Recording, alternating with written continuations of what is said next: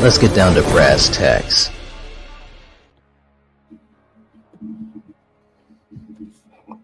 Welcome to the channel, ladies and gentlemen. What's going on? And happy Memorial Day to everybody. We're here ready to rock. Anyways, on a Monday night, I've got Rachel with me. What's up, Rachel?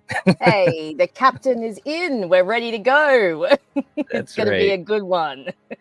Yes, this will be a good one. I definitely think so. And if you guys haven't realized from the title of the stream, we're doing a part 2 to our ranking of the franchise characters in Halloween. And we're talking about so many characters that it's not even funny. So many. I mean, we're talking about big, small, and in between. And in between. Multiple variations of characters. There's a lot of varying degrees of likability and entertainment, and we'll see how we go with because we had some interesting ones in the mix last week. We got to rank some interesting characters. That's right. No, it's true, man. We had some really interesting ones, and man, I'm telling you, there's still a lot of interesting people left, and there's also characters from so many of the other movies, and I think that's going to be a lot of fun to talk about those characters as well. Real quick, for you guys in the chat, thanks for hanging out with us. We really appreciate it. This is going to be a lot of fun. We got Paula in the chat. What's up? Good to see Paula. We got Russell. What's up, Russell? Jeff is with us tonight. All right. We got A-Troll in the chat. What's going on? Good to see you.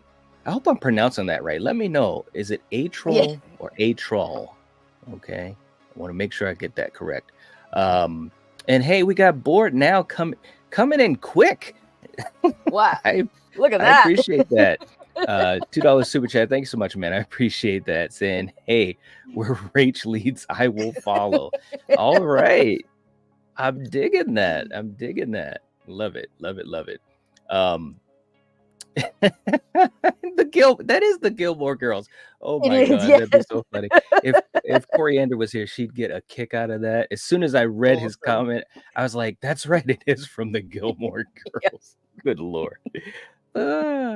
Hey, Mr. Rick is in the chat. What's up, Mr. Rick? Good to see you. Saying, can't wait for tonight. Missed the live last week, but listened to it and it was fun. Oh, thank you so much, man. We hope that you enjoy this one as well. We had a blast on Friday night. Thank you guys, all you guys that were here with us celebrating the channel anniversary. And this week, back to business as usual. Val, what's going on? Good to see you. Hope you're doing well. Very cool to have you here. We got Ryan, we got RJ. Very cool. Jamie's in the house. We got the mayor in the house. What's up, Eric? Good to see you, brother. Hope you're doing well. And once again, shout out to Eric and also our good friend JT. Just awesome people, so supportive, and made our anniversary stream such a delight. Thank you guys so much. SSH. All right. And A-Troll saying yes. Okay, so I'm pronouncing it correct. Okay, well that's good. Cool. I'm glad. What's up, Ashton? Good to see you. Okay. Well, as you guys know, we are going to be ranking these characters, and we have our tiers. And before we get going on that, I wanted to take a moment just to thank all of you guys that are channel members and also our Patreon members. I mean, you guys help keep us going. You guys allow us to do extra streams and give me a little bit more of the freedom to do extra content and all of the upkeep. So let's just do a quick take of all of you wonderful members and Patreon members. Here we go.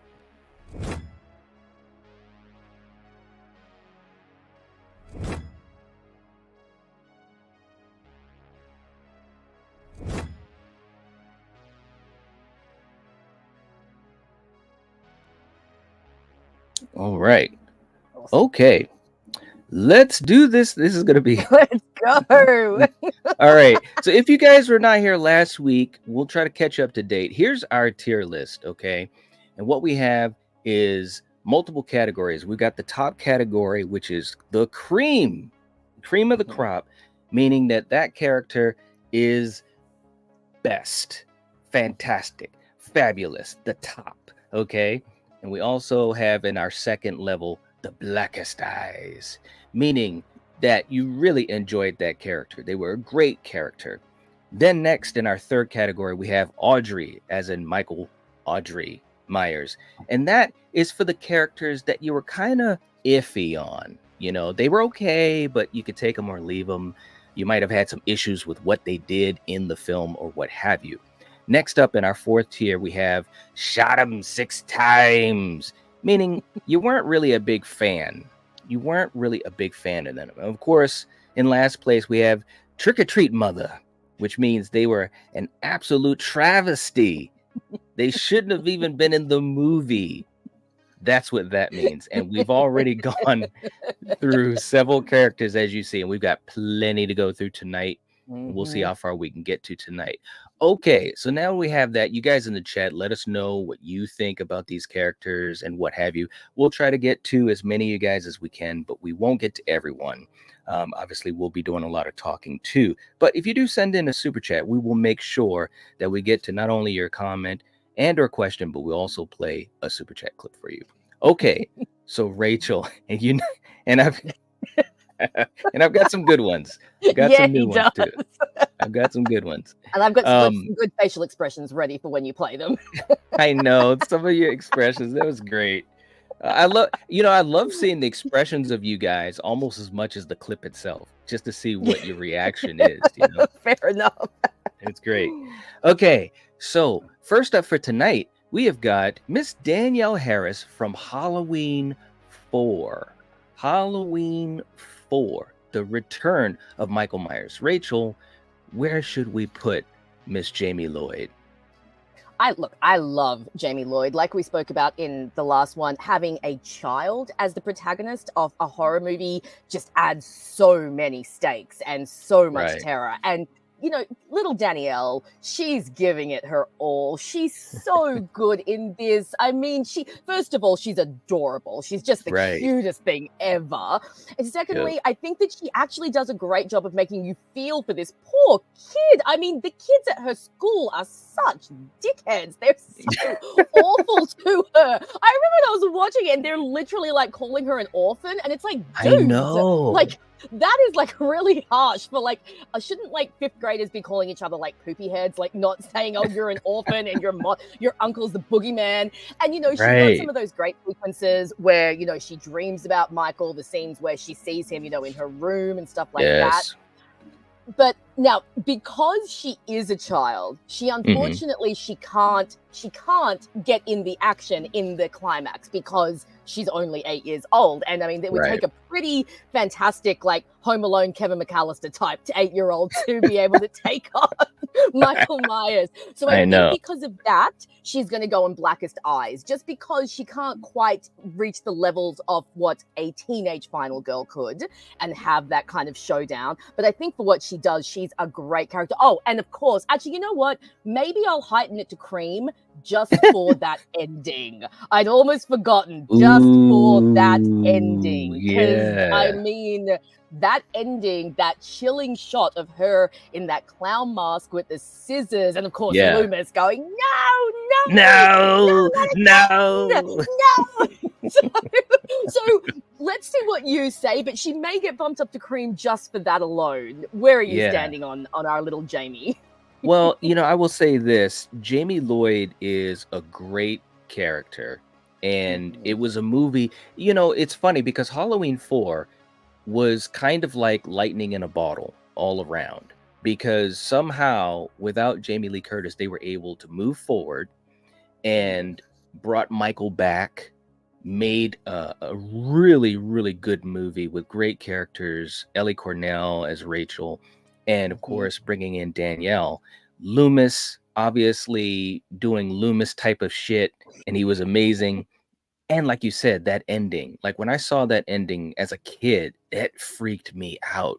And I didn't even know how to feel, right? Because I'm invested in Jamie Lloyd. And when I see her at the top of the steps, I'm thinking, oh my God, I really didn't know how to feel. And so I was conflicted, which is a great thing. When you're watching a movie, Mhm. it's still a chilling scene, Oh, it even to is. this It day. is.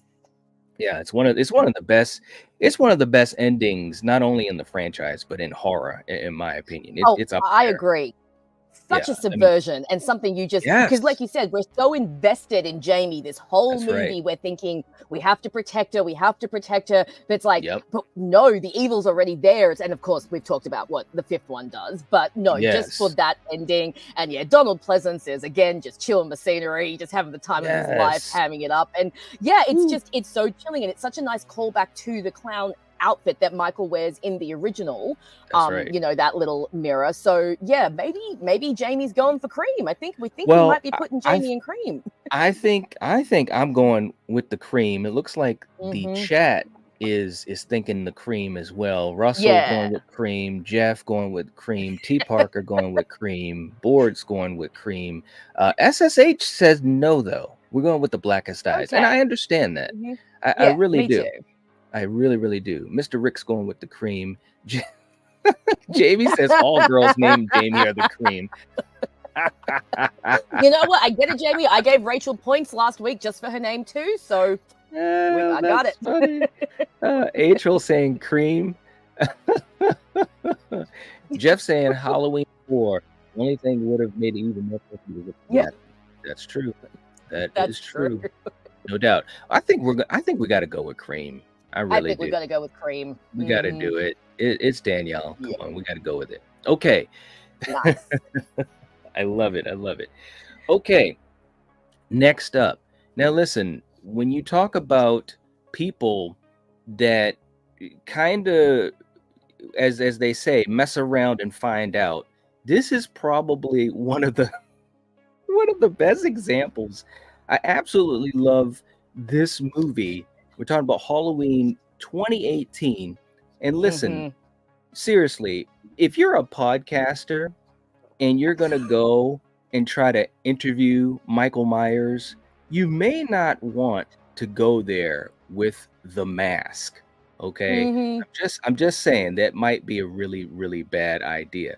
But here we go. We've got one of the characters, one of the podcasters from 2018. And I'm gonna tell you right now, I don't even know. I don't even know how I feel about him. What do you think about him, Rachel? I think this dude is one of those dudes that give people in horror movies a bad name. This is the guy that you're screaming, get out of there. Why does he go in there? He's behind the Right, door. right. This is the dude that you're like, what are you doing, man? You're going to go up and poke a bear. Okay. And then Yeah, you're going to be surprised when the bear turns around and viciously attacks you. Look, I right. do think the opening scene of 2018 is a fun scene. Okay. I think that, Yeah.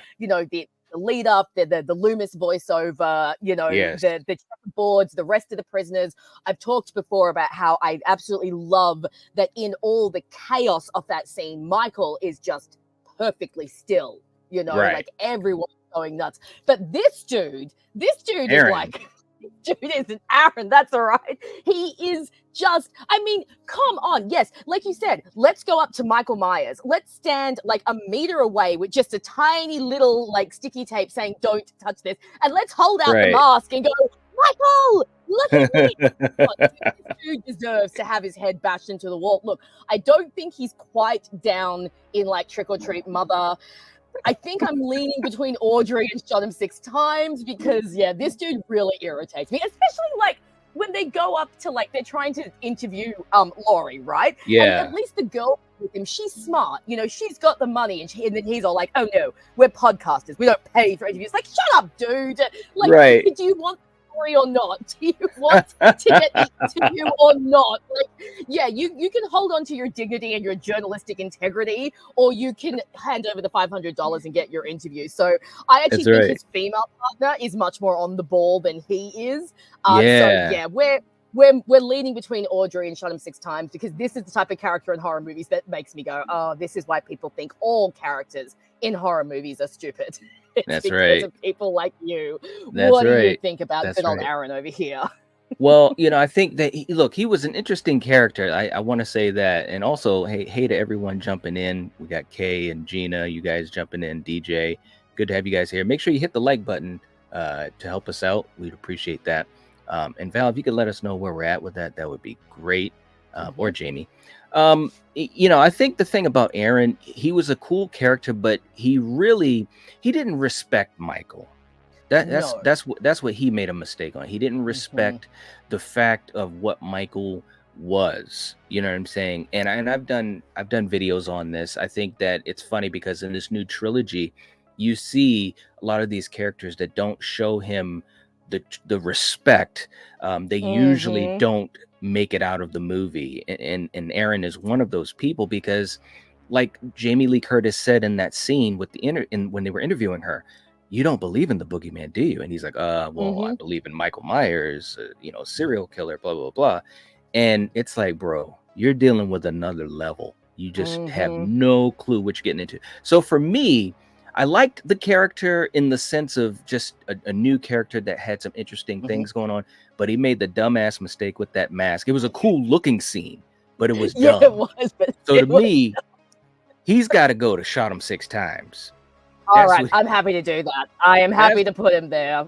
Yes, yes. And we got Board now said Shot Him 6 Times would be Trick or Treat if he was in it more. No, fair point, fair point. That was great. I like that. Oh, dear. Gina's going with Shot Him 6 Times. Val saying Aaron is Audrey for me. He's such an ass at times in the short time he's on screen. Okay. Yeah, he is. All right. I mean, and don't get me wrong. I enjoyed the character because it was something new and interesting, a different take, but he did some dumbass shit. Scott in the chat. What's up, Scott? Good to see you. So let's go with Shot Him 6 Times. Shot Him 6 Times. I think that's a good place. Okay. Now listen, Rachel. Next up, we have the greatest version of Michael Audrey Myers that no one talks about. And that is the blonde Michael from Halloween 4, The Return of Michael Myers, after he got done at the hairdresser's. He came into the school to take care of Loomis and to get Jamie Lloyd. Listen, we all know this story. They made a mistake. They made a big mistake. The mask. Yeah, they did. Listen, let me put myself on screen here. The mask was bad enough, right? And don't get me wrong, I'm used to it now. It's definitely not the worst in the franchise. But they had the other mask. They shot the scene, and they just didn't have time to edit it out. They were just like, well, it is what it is. As a kid, when I saw that scene, I was just like, what happened to Michael's hair? He's gonna look at me like, dude, is it windy outside? What's going on? Like, where did you come from? Like, and it's freaking blonde. What are we doing? I know.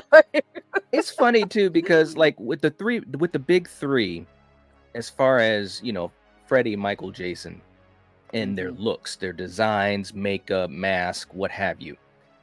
Somehow Halloween has found a way to make so many eras over the years, and not just in the early films from the 80s. Like they did it into the 90s too. It's crazy. Yeah. What do you think? Where should we put? Look, we don't have Michael? A mask in this scene. Let's put some CGI on him. No, definitely Michael's. Yeah. So is this just blonde Michael, or are we judging Michael from the whole movie? Because if it's just blonde Michael, he's going Michael all the way down to Trick or Treat Mother. I mean, look at his hair, man. Like he's been taking styling tips from Chucky. This is not good. This is not looking good. Okay, like. He's got his hair going. I mean, look, even Loomis looks unimpressed in this screenshot. Loomis is like, dude, let's get dresser before we go out again. Like, hey, look, when he came up to Loomis, Donald Pleasance turned around and he was like, "What the fuck? what? Who's this guy?" Oh Lord. Hey, we got Julie in the chat. What's up, Julie? Hey, Julie. I know Julie will she'll appreciate us talking about the hair, man. I'm telling you. Woo. Oh gosh. Dear. Let's see who else we have in here. A-Troll's going with Trick or Treat. All right. Let's see. We got Scott going with Audrey. Okay. Wow. Okay. Wow. Scott likes to do. I guess so, man. I guess so. And hey, we have Jeff coming in with a $5 super chat. Thank you so much, nice. Jeff. We appreciate that. Hope you're doing well. He's saying, can I have some Mr. T treat your mother? Right. Everyone loves Mr. T. That's too funny, man. All right, you know what? Let's do that for you, Jeff. Thank you so much for the super chat. We really appreciate the support. And while we're doing that, you guys continue to let us know where blonde Michael Myers needs to go. And we'll be right back after this clip. Here we go.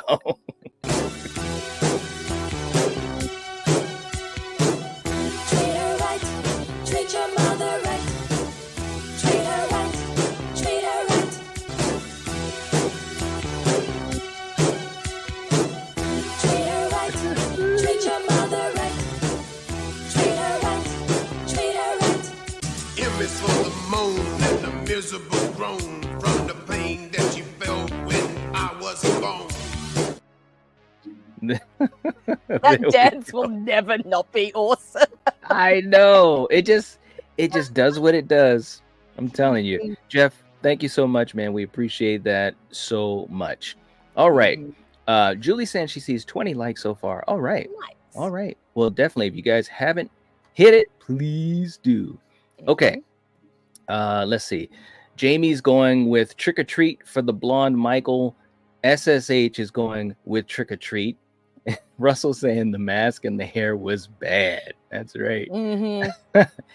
We got Dominic. The mask number 4 had some Botox going on, man. Like, I don't know what happened to that mask, but it was smooth, that mask. It was way too smooth. It was smooth, wasn't it? Julie said it's so distracting every time. It is. Every time he comes out into that corridor and it's just like, what is happening? I know. Yeah. I know. At least with CGI, Michael, it was kind of quick. Like if you blinked, you might have missed it. I didn't, but some people might. But anyways, no, in this scene, he's right there front and center, just like, hey guys, I'm blonde. Okay, so he's got to go to Trick or Treat. He's got to go to Trick or Treat, mother.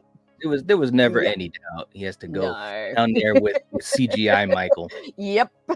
Okay, this is fun, man. Next up, we've got Kelly Meeker from Halloween 4. This is a Halloween 4. I was gonna say we got a lot of Halloween 4 going. That's right. Kelly. Kelly's another character that's kind of like, these are the types of characters in horror films that give the rest of the characters a bad name. I mean, she's just out here, cheating with everyone's boyfriends, walking around in her dad's, promoting her dad's cop profession with her freaking Cops Rule t-shirt. It's like, come on, girl. Yeah. Like, no, that's a little too far. That being said, she has one of the coolest deaths in that movie. I mean, Michael said, forget shooting people with shotguns. Let's see how this works as a stabbing weapon. And he just went for it. So, I know. Look, I think she's got to go to, like, maybe Audrey. I don't think she's that offensive of a character, but I also don't think she's that great of a character. She's kind of one of those, I think she's just in it for another body for Michael to kill, basically. Like, that's her purpose in the movie. Literally in it for another body. Yes, pretty much, yeah. So I think I would put her in Audrey, but that's just me. Or what are you thinking? Well, I think I'm leaning towards Audrey as well, and I think you hit it on the nail. She had a great death scene. She was just a regular character, but I will say that she had some really cool scenes with Rachel and kind of this whole triangle with her, Rachel, and Brady. So, but that kill, man, Michael said, he said, screw the Bob kill. I'm going to a heightened level. He's like, I'm just going to shotgun. It was a great scene though. That whole part of the movie in the house, because he was stalking in the house. Yeah. From that point, I mean, I love the movie anyways, but specifically from that point out, I think it was totally amazing what they were doing and what Michael was doing. So I think I got to go with Audrey as well. It looks like these guys, I think that's a good play.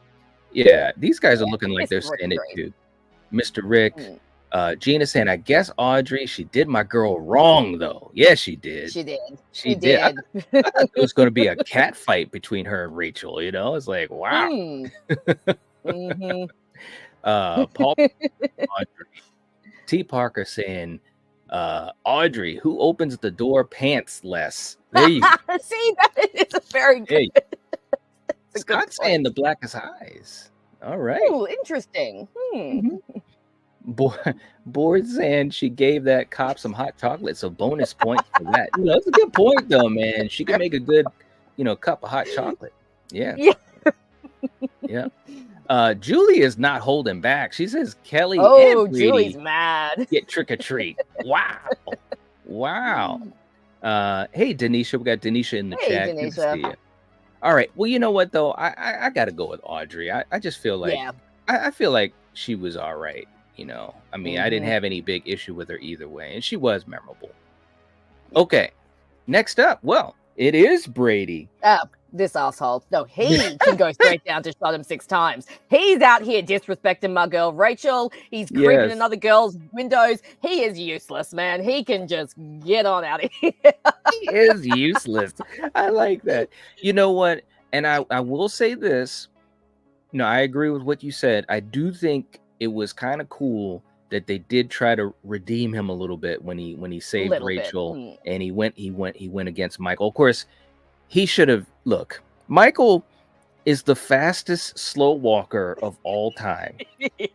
So if Michael catches you, then you got to take some ownership of that. And Brady was at the top of the stairs. Yes, he was.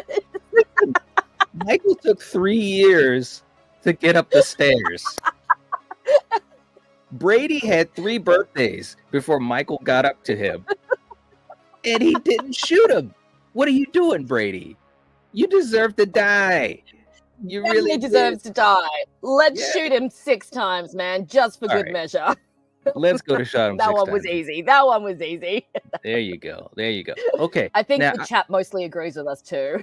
I think so too. Yeah, he's got to go there. He's got to go there. Now listen, I've been waiting for this one. This is one I've been kind of waiting for, and I'm telling you, it's going to be interesting to see what these guys in the chat say.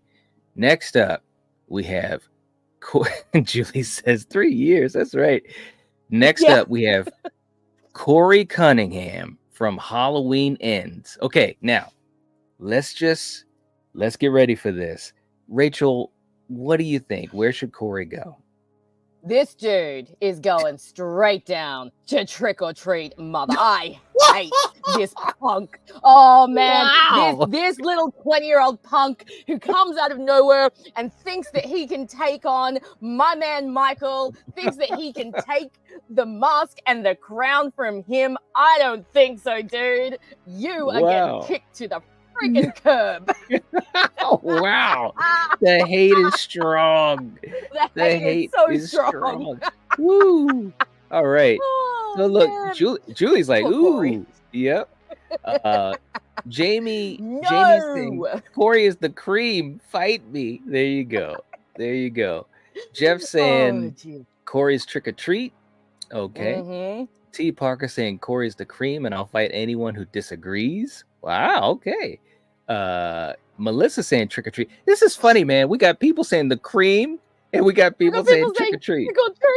It shows you what a freaking divisive character he is. Yes. Oh dear. Jeff says screw Corey, can't stand that guy. Wow. There you go. The disrespect. It's the disrespect, Jeff. Yeah, it is kind of. You know what? Let's do this, guys. I'm going to put a poll up. We're going to do a poll on this because I'm just so curious. Because first of all, we know that this film is really divisive. We did our redemption watch party, which was a lot of fun. There's definitely a lot of missteps.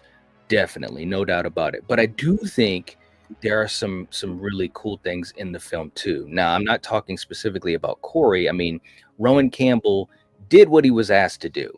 You know what I'm saying? But I definitely think there were some things that just didn't add up. Jeez. All right, so we're gonna put the poll up.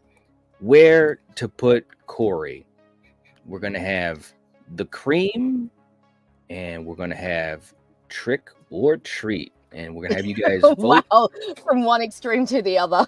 Yeah, well, I mean, that's what we're seeing, you know. I mean, Mm. you know, we'll talk it out some more, but that's what people are saying mostly in the chat. So I'm just really curious. I think Although, no, what was you that? go. No, I Well, was gonna you finish and then I'll say it. yeah, Gina was saying the blackest eyes. He started off good, then it was all bad. I can't watch the fight scene in the Ugh. sewer. There you go. Me either, Gina. Me either. Yeah, yep, it's true. Yep. Mm-hmm. Jamie saying Corey's a polarizing character, and I get that, but personally, I think he's one of the best characters of the series. He's complex, and I like complex. Well said, Jamie, and I definitely I get that. I get that. Watching the movie, I'm thinking to myself, where is this going? You know what I'm saying? As we get about a third into the film, and even after the sewer, you know, when he first sees Michael. And I'm thinking, well, how are we going to do this? You know, and I was really invested. I do think that the film leaned, or I should say, strayed away from James Jude Courtney a little too much. I think if they balanced Michael with Corey a little bit more, I think everybody would be more on board, in my opinion. SSH coming in with a super chat. Thank you so much. Erase Corey from history. I agree. There you go. We talked about this on the stream, but Yes. when we did the watch, but I think that one of the biggest issues with Corey is there's all this build-up, and then he goes out in one of the most underwhelming ways, and then he's just forgotten about. So it's like, why do we have this character where there's all this build-up and all of this, you know, all of this work kind of building him up to be the new evil, and then nothing. He just goes out that way. And I think we talked about this too. It was obviously done because the big showdown had to be Laurie and Michael, but then again, that just kind of shows, I think, a bit of the flaws in this final movie, in that they didn't, like you said, they didn't quite know how to balance it. How do we manage doing both Corey and Michael? SSH 77 is pretty much just said what I was thinking. Corey needs his own movie, like separate from Michael, like maybe like a anthology or a season of the witch type thing. And yeah, it's just he just, for me, just didn't work. Even during the redemption watch, even though I did enjoy the movie a little bit more, he still just didn't work. And like I said, just the disrespect, man, the disrespect of all the people this little punk is going to take on Michael. It was just, no, it was if Corey makes it on cream, Busta rhymes. I agree, Mr. Rick. I agree. Busta rhymes is better than Corey. Yeah, I do have to. Well, yeah, I did, for fun, absolutely, no doubt. Yeah. Hey, How's man, the poll looking? The poll looks like he's going to trick or treat. Looks man. like We're he's going to. 56%. It's pretty close, though. It's close. I mean, that's pretty close. That's actually pretty funny. Yeah. Oh, well, if nothing else, he gives us good content, and we can talk a lot about him. Absolutely. Well, I think the film and him as a character is just so divisive, and so many conversations to be had and that have been had, and everybody's got some valid perspectives, you know, because again, I think there were a lot of missteps, but I do like what Jamie was saying in the live chat. I do think he was a very interesting character that was very different from any other character in the franchise. You know, in a way, he's the way that we get to see kind of how a person can become a Michael Myers, albeit a weaker version of Michael for sure, but just seeing that progression. We never saw that, you know, with Michael, except for obviously in Rob Zombie's Halloween, but you get what I'm saying. Okay. Yeah. So we are going to end this poll. 56% are saying that he's got to go down to trick or treat mother. All right. That's where he's going to go. Bye, Corey. That's where he's going to go. Next up, we've got Ant-Man himself, Paul Rudd, playing Tommy Doyle in Halloween 6. He said, "Oh dear." Okay, what do we got, Rachel? We've got creepy Tommy Doyle peeking in other people's windows with all of his surveillance equipment and his big ass board with all of his Michael stuff on it. I know. I think that the idea of a grown-up Tommy obsessed with Michael Myers, that's a cool idea, you know? He was terrorized by his kid. But look, I love Paul Rudd. Everyone loves Paul Rudd, but he is so horribly miscast in this movie. It's not even funny. Well, it was not the right role. Yeah, I mean, and thank you, Val, for putting Rachel's link in the chat. Thank you. Much appreciated. And we also have the link in our description as well. So make sure you guys go and subscribe to Rachel's channel. I do agree that like this wasn't the type of role that I think utilizes his talents, but I get it. You know, it's the beginning of his career. He's just trying to get some things to happen. And so many actors start off in horror. It's so interesting. Crazy, isn't it? Tons. You look at every actor and they've got some little horror film buried in their past somewhere. That's right. It's nuts. It's actually funny. This is so early on in his career, but I'm pretty sure he's credited as Paul Stephen Rudd in the credits, like full name. Yeah. So this really in one of his earliest roles. But no, I find Tommy Doyle in this one. He's so creepy. He's such a creeper in this one. He's always hanging around like creepy, like sneaking up on Kara and her son and being all shifty, dodgy, and like, you know, he's popping up out of nowhere, and you know, he's kind of taken on a bit of the Loomis, like he's evil, but it's like you don't quite have the panache of of Pleasant, so like just leave it be, leave it to the big boys. Look, I think poor Tommy's got to go either in Audrey. He might be edging towards Shot Him 6 Times because he is really a creeper in this one. He is. He also kind of takes out Michael at the end of this movie, which, you know, I mean, there's not a lot of people that can do that unless you're called Busta Rhymes. But, you know, he's wailing on Michael at the end there, and the green sludge is going everywhere, and he's like in full, like Terminator mode, like just wailing on him. So maybe he goes to Audrey just for that alone. But yeah, the creepiness and the very, very odd casting of Paul Rudd just didn't work. It was weird, man. Jamie saying Paul Rudd was such a weird choice, uncomfortable and awkward. Tommy Doyle is Audrey, good effort, but in the end wasn't believable. Well said. Yeah. You know, I agree with that. I think it was a weird choice and a weird like performance in a way, because he just seemed, and this is no disrespect to Paul Rudd, because I love Paul Rudd, and this was you know, the beginning of his career or whatever, but he just seemed kind of not wooden, but it just seemed off. It just seemed off of what he was trying to do. So although I didn't hate the character, I definitely didn't love him. I'm thinking he's got to go in Audrey as well. Yeah, I think that's a good place for him. Yeah. Let's go to Audrey. You know, creepy Tommy can go into Audrey. We'll call him Peeping Tommy. It's right Peeping there. Tommy. There I like Peeping that. Tommy. Yes, I like that. And Mr. Rick saying, is it true they wanted him again as Tommy for Halloween Kills, but he was doing Ghostbusters? Any truth of that? That is actually what I've heard, and I actually I've heard that rumor as well. Yep, I did a short on that, and just, you know, obviously talking about as many things that I could find about, especially this new trilogy, and he was open to doing it. It's just that the schedule didn't work. Yep. Bored saying no. I think he's worse than Audrey. That's fair enough. I was almost gonna say Shot Him 6 Times. I was almost gonna say Julie saying, I so wish Paul Rudd had been in Kills. Oh my God. Yeah, would have been really cool. Yeah, I think it would have been interesting too, just to have a little bit of that bridge, you know. I will say the scene where he's trying to free Kara from the cell, and he's at the door trying to break it down, and Michael, you gotta shout out and rest in peace to George P. Wilbur, who played Michael in Halloween 6, and he also played him in Halloween 4.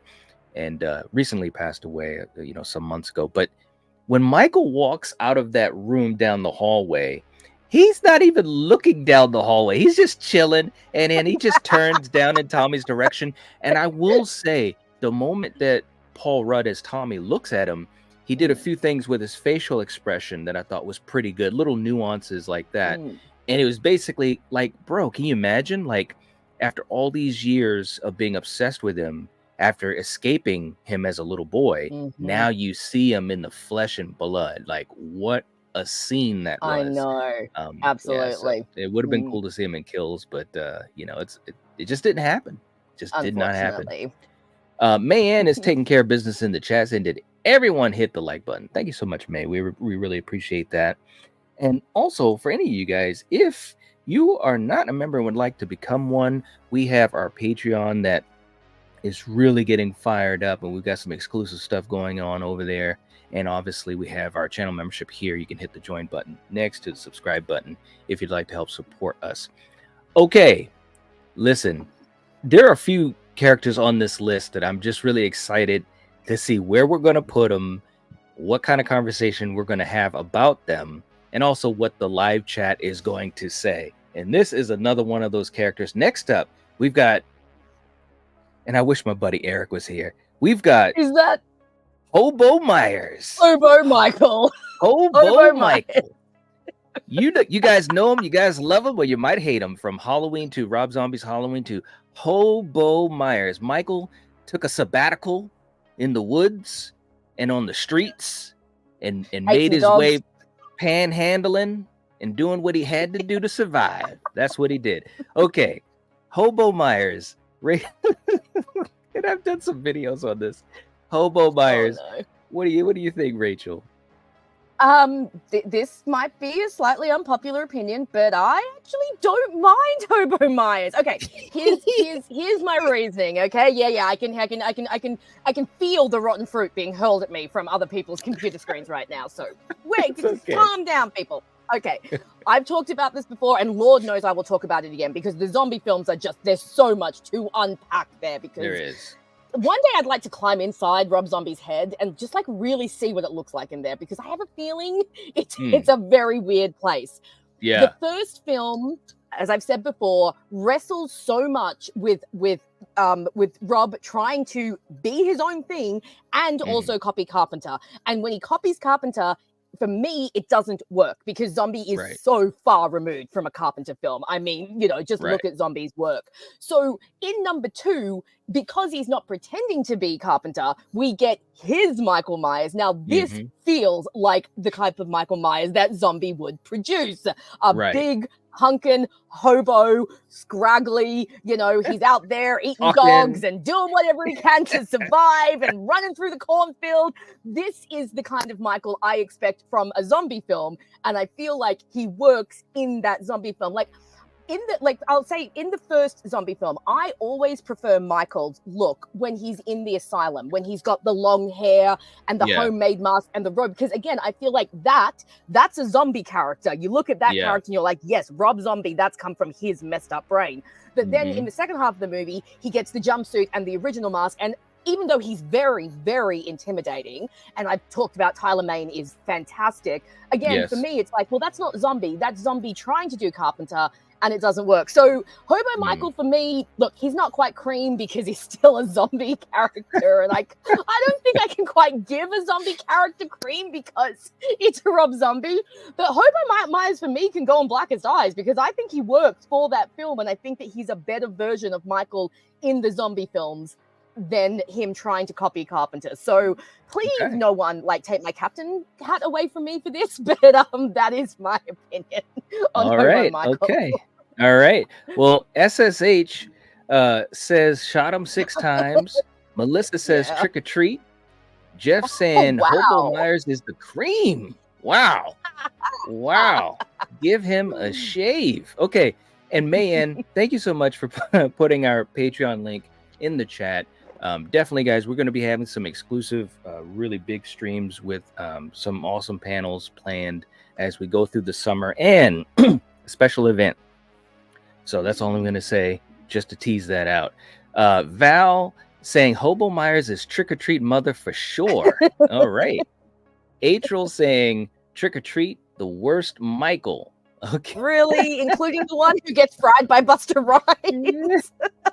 Mr. Rick says shot him 6 times. Julie says Hobo Myers flop from start to finish. Gina said trick or treat, an abomination. That's right. Oh wow. Oh man.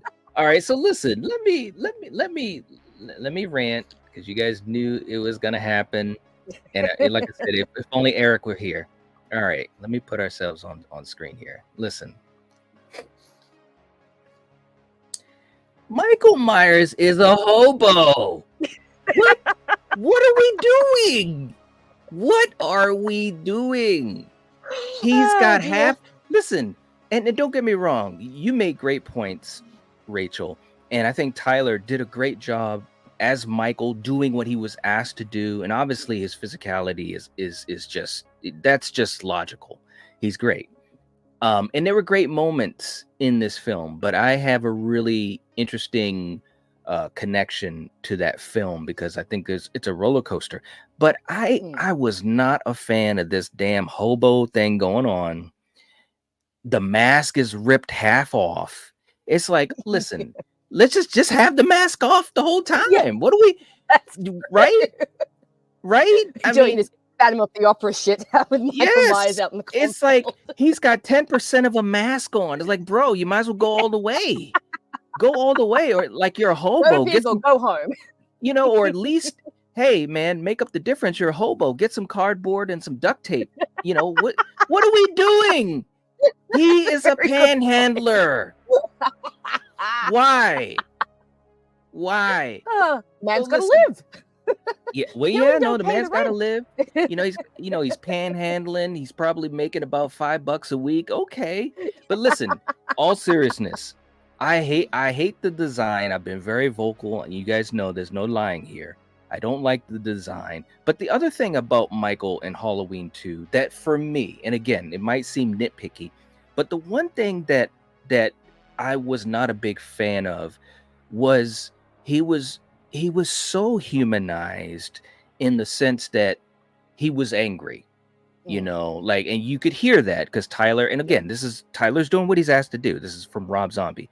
He's grunting and grimacing, and when he's stabbing, all this. I mean, he sounds like Jason from Jason Goes to Hell when he was getting shot up by the FBI. And then at the end, he's faced off with Loomis, one of the only people in his life that has shown him compassion and a semblance of love. And he grits his teeth and he talks. He says, die. Yeah. What do we do? Why? Where? I'm ranting, I know, but this is... No, look. I will say that the die thing, I mean, remember when I first watched the movie and he screamed that, I was like, what just happened? Did that is not right. Like, no. Like, I can deal with child Michael talking, but if adult Michael opens his mouth, someone just stick a sock in it because it's not supposed to happen. So I get it. I get it. I get it. I'm telling you, man. Look at May. May's messing with me, saying Hobo Myers is yours and Knight's favorite, Julie. You know the truth. You know the truth. You've been around long enough to know. But seriously, though, Jamie says he was always a hobo. He just ate his dog in his old home rather than sleeping under the stars. Jamie knows what's up. Jamie's on the ball, man. Yeah, man. Jamie, you're good. That's right. It might have been 8% of a mask, Julie. It might have been 8%. It was ripped off. Like, gosh. Julie said the grunting, that was way uncomfortable for me. There you go. Well, I mean, it's a zombie film if you're not a little uncomfortable. That's true. T. Parker saying hashtag not my Michael. Not my Michael. There you go. Yeah. And Val knows what's up, saying the shape doesn't talk. That's right. It's like, listen, okay, and I know we're going to keep going, guys, but just let me indulge myself. For comparison, and I know, it's each movie is its own thing, but for comparison, James Jude Courtney was very vicious as Michael. When he had a ringside fight with the whole town of Haddonfield, he didn't make any noise. He was getting his ass kicked at first. His hand got blown off, and all you heard was like he had an itch, like that's all you heard. Yeah, that's true. No grunting, no nothing. It's like, and to me, the point I'm trying to make, I'm having fun with this, but I do have a point. The point I'm trying to make is, to me, if I'm faced off with someone like that, I'm really like, what's up with this person? This doesn't even seem like a person. You know what I mean? And to me, it's so scary. And again, I veer to that presentation of Michael so much more than what he was shown as in Zombies 2. Now, in the first Halloween that Zombie did, he had moments where he showed a little emotion. Of course, he was humanized as a kid in that first half of the movie. But when he had the mask on, for the most part, I was okay with his presentation as far as how he moved and this and that. But in like you said, in Rob Zombie's Halloween 2, Rob was just like, "It's time to party." Yeah, he was. let's go. Let's go. Listen, man, we gotta put him. We gotta put him into. Come on, we gotta put him in Trick or Treat. I just can't. I'm okay. Look. I'm okay with that. I know my opinion is controversial and somewhat different. And again, this is just my whole thing of like, yeah, Carpenter versus zombie. I feel like in the future there's a very good stream/conversation to be had about the zombie films. Because there is so much to unpack in those films. Yeah, Whether you love them or hate them, so much to unpack in those films. It's true, man, because there is, like I said, it's a roller coaster. You know, there's some really interesting things, and then there's some things that make you just go, "What? Yeah, what?" Definitely. You know? We'll see. We'll have to figure that out. We'll see. All right, so we're putting him down in Trick or Treat, Mother, because everyone seems to think he should go down there. Listen, he is driving the train in Trick or Treat, Mother. He is the conductor, and he's passing out hobo sandwiches and little half bottles of water that he found on the street. That's what he's doing. He is driving. He can the train. Go hang down there with Corey. He can. And, Corey and the hillbilly dad, all three of them together having a party. It's true. It's so true. All right. So next up, we've got Karen from Halloween 2018, played by Judy Greer. Halloween 2018, Karen. What do you think? Karen is awesome. Karen is like, look, I think Karen in 2018 doesn't really get her cream moment until right at the end of the film.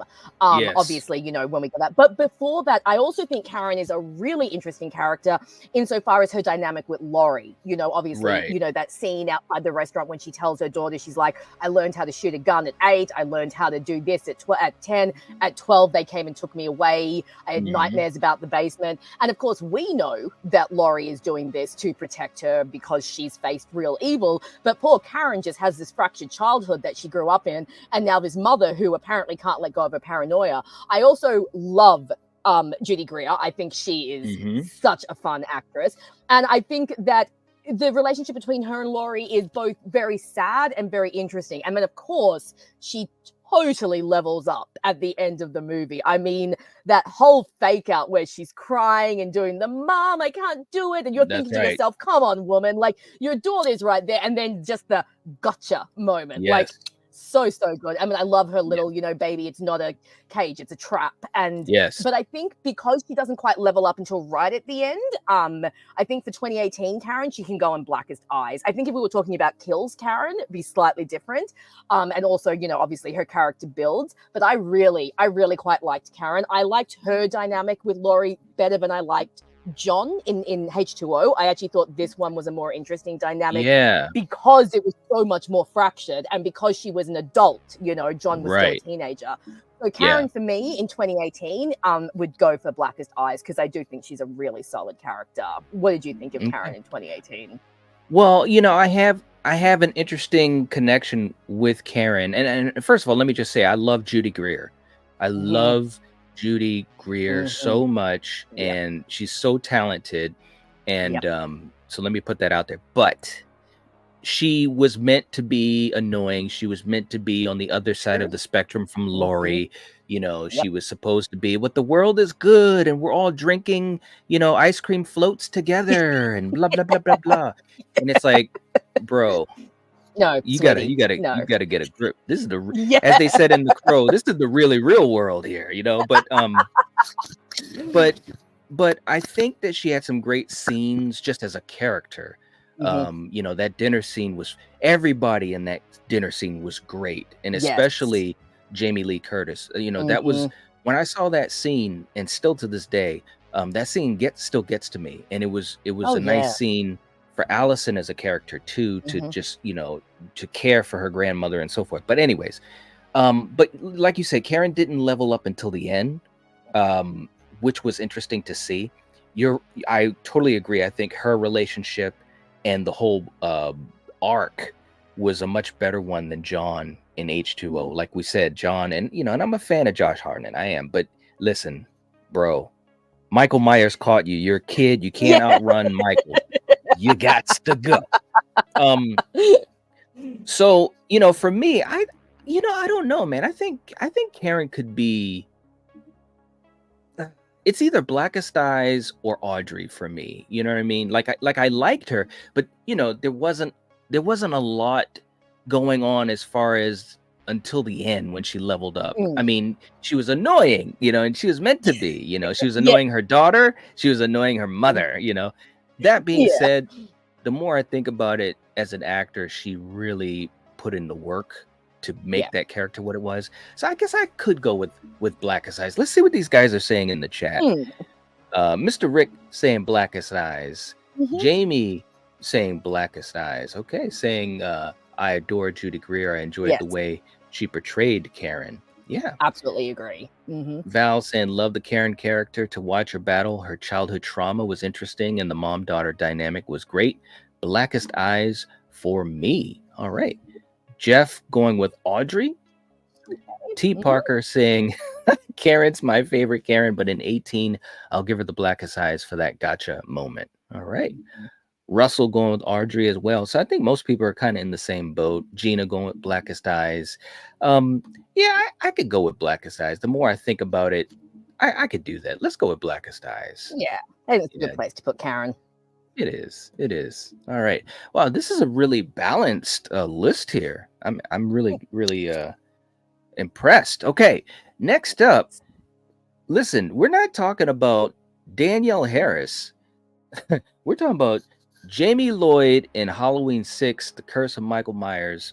And listen, we just talked about Curse of Michael Myers on Battle World a few weeks ago, and this was just an interesting portrayal of Jamie Lloyd as a character following the events of 4 and 5.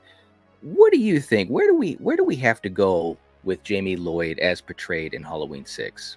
I mean, when you think about it in Halloween 6, she's not much of a character in that one. Right. I mean, because it's not really focused on her, I mean, I don't know about anyone else, but I really do not like the whole Michael got Jamie pregnant, because we don't need to think about how that happened, and it just leads to all sorts of really bad implications. And obviously in the movie she's got one goal, which is to protect her baby from Michael. I don't really know the actress. I don't think I've really seen her in anything else, and I don't think she really left much of an impression on me.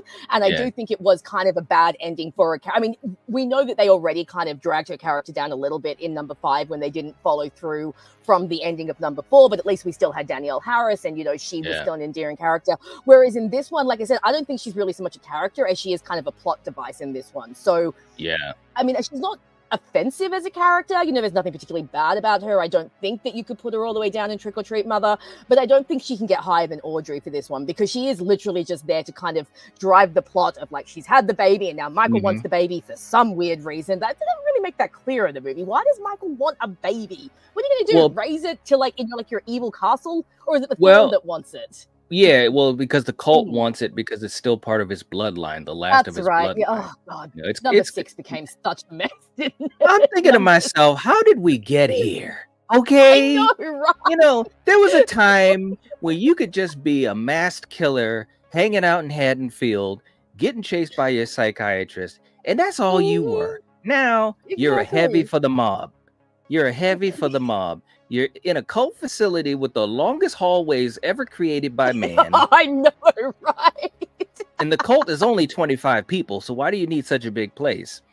But no, you're right. J.C. Brandy, who portrayed Jamie Lloyd, and of course there's a lot of stuff behind the scenes with Danielle and all that type of stuff. If you guys don't know about it, I've talked about it in our Halloween 6 deep dive discussion in our Halloween playlist. She was doing what she was asked to do, but you're right. She's more of a plot device. I think there were, a couple interesting moments.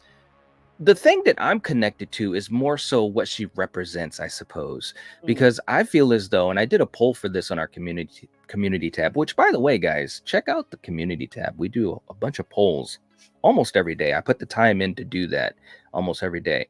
The death was so cruel.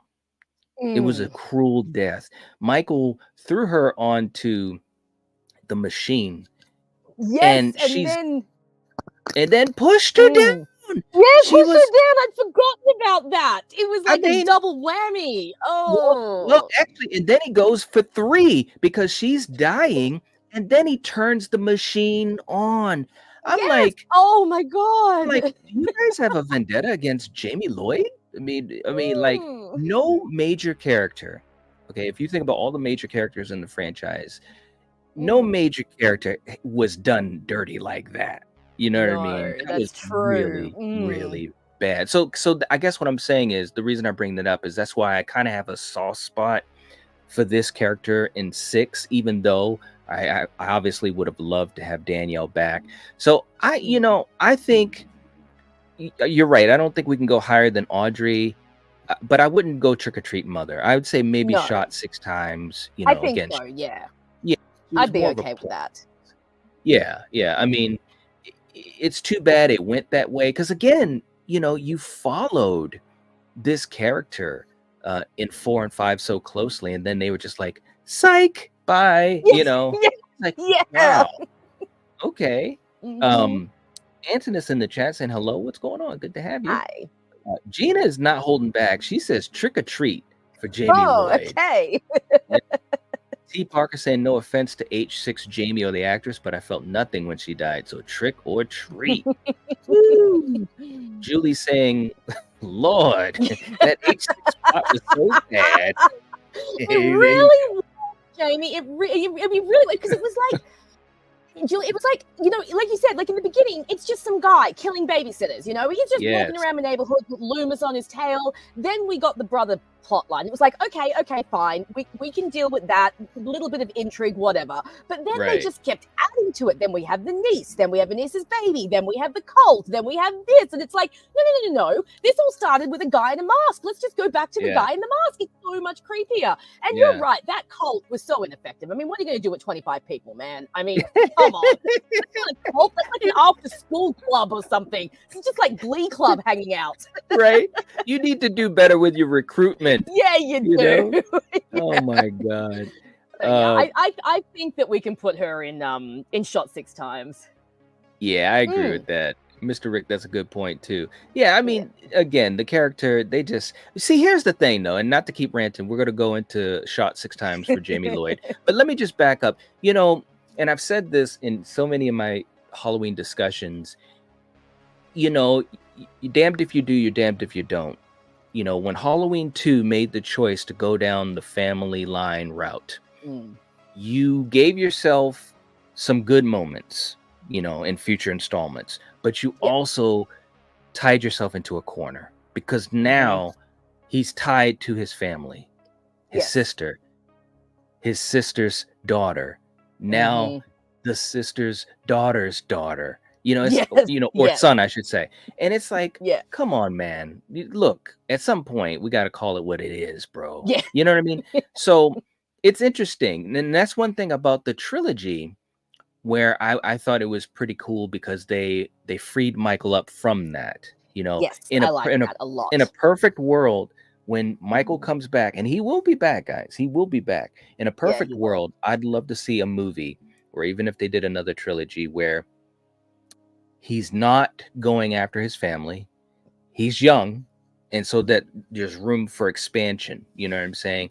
That would be pretty cool to me. Obviously the trilogy had a time limit because of the age of Michael.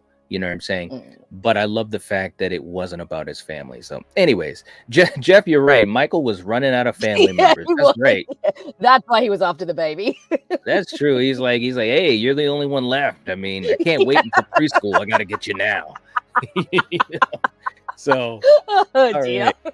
Next up, we're going there. We're getting to some nitty gritty here. We got Sarah from Halloween Resurrection. Yes. Yes. Herself from Resurrection. What do you think? Now, Rachel? Sarah is the brunette, isn't she? She's not the Michelle Williams character. Yeah. Right. Again, Halloween H2O, the teen characters were unfortunately a little thin. She was in Resurrection. Oh, Resurrection. Sorry. We're in the wrong. Oh, okay. Yeah, sorry. Busta. The screen's gone. So yeah, let's bring the screen back up and let me see if I can remember who she is. Yeah, you're let me right. just bring it up here. Hold on 1 second. Boop, boop. There we go. Oh, she's the final girl, isn't she? Yes. Oh, and she's one of the most ineffective, useless final girls ever. Yes. Look, I say this when it comes to final girls, okay? If you're going to be a final girl, you have to earn it, okay? You have to be out there doing some shit, okay? You've either got to be fighting off the killer, or you've got to be saving other people, or you've got to be facing off. And this girl did none of that, all right? She let Busta Rhymes come in and do all of the dirty work and the heavy lifting. True. Look, all of the characters in Resurrections are basically caricatures. I mean, I really just enjoy it for Busta Rhymes, and that's pretty much it. This one, look, I think she's got to go down and shot him 6 times. I don't think she's quite bad enough for Trick or Treat Mother, but she definitely does not deserve the final girl status. I don't think any of those idiots in that movie deserve final girl status, except maybe Busta Rhymes. He can be final boy. But no, Sarah is none of them were left any impression on me. I mean, Resurrection is, I mean, it's as a movie, you know, it's definitely one of the worst of the franchise, and that's saying something. But yeah, no, Sarah's going down to shot him 6 times. She's just she's kind of a nothing character. All right. Well, Jeff is saying, I don't think she was the worst, but she wasn't great either. I will put her on Audrey. Okay. Scott's saying everything about Resurrection is Trick or Treat. Steve Parker going with Trick or Treat. Let's see. Sarah's as interesting as oatmeal. Okay. Jay saying Sarah is Audrey. It's not her fault. All right. April saying Sarah's Audrey. She tried to chainsaw him. She did. That's true. Mm-hmm. It is true. Mr. Rick going with shot her 6 times. Val saying Freddie was more of a final girl than Sarah.